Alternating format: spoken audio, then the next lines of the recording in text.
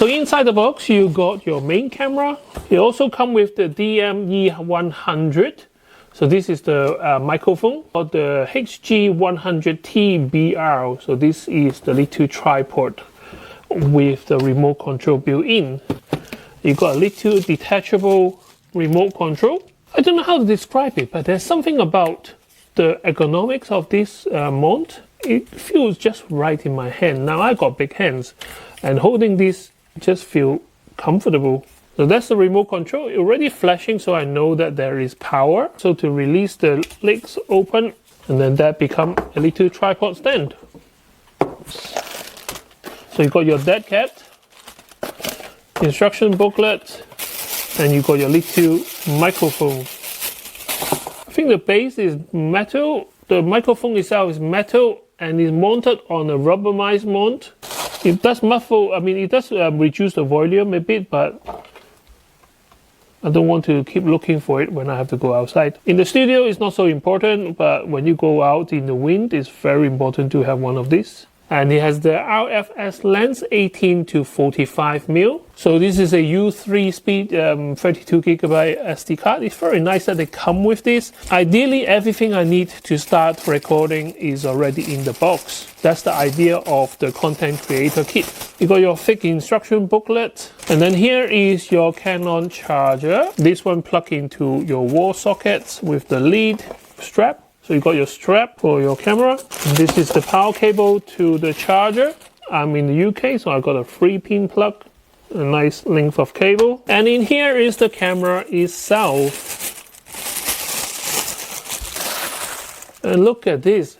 This is tiny compared to the size of my hand. On the top it says EOS R50, and you got a nice dial on top right here. I am a Canon fan, so I might be a bit biased right here, but the build quality of this one is pretty amazing. I know this is 2023, but the amount of tech that you can buy with your money is amazing.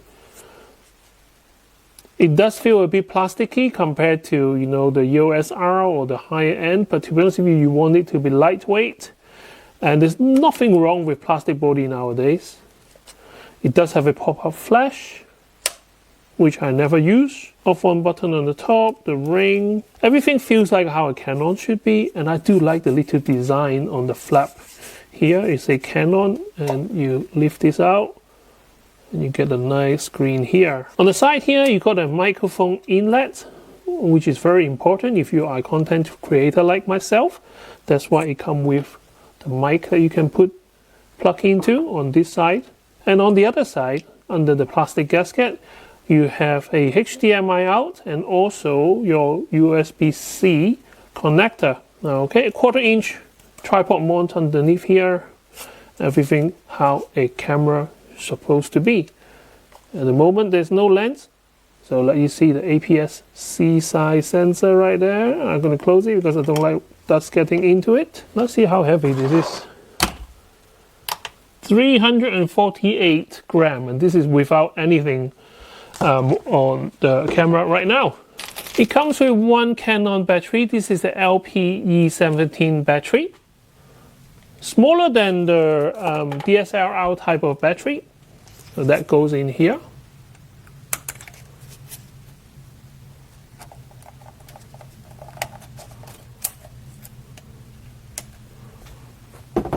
Oh, check this out. This is tiny. 18-45. And this is the lens which comes with the kit. Okay, let's mount it and let's play around with it a bit.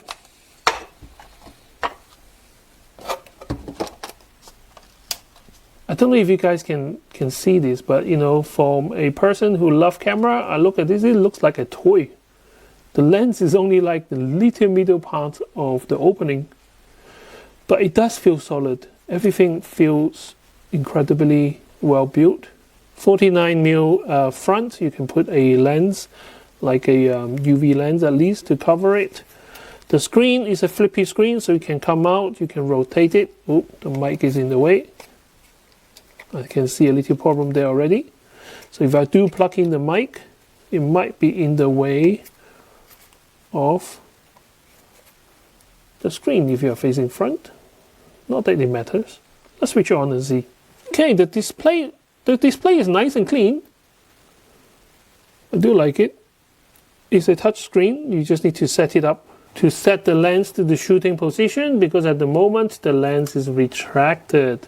So let's turn this. As soon as it clicks, it goes into your normal shooting mode. The screen is really nice. Even better than my EOS R. I know my EOS R is quite old already. That goes into a power saving mode. Focusing, you can touch focus.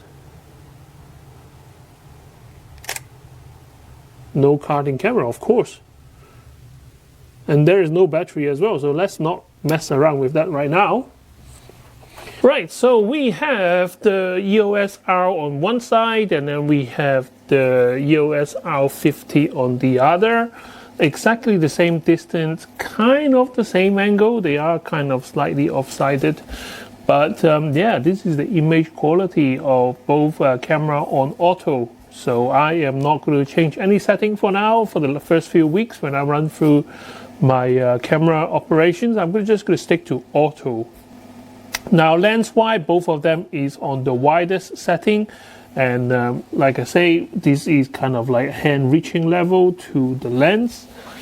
And on the R50 is on 18mm, and on the EOS R is on 10mm focal length. So this is the widest setting of that. Now because the EOS R has a crop sensor, and that's why the lens is a bit close up to the person. Both of them focusing on my eye right now, and I can see that the bracket is on my eye. What I'm going to do now is going to switch the lens over and see the wider angle lens on the R50.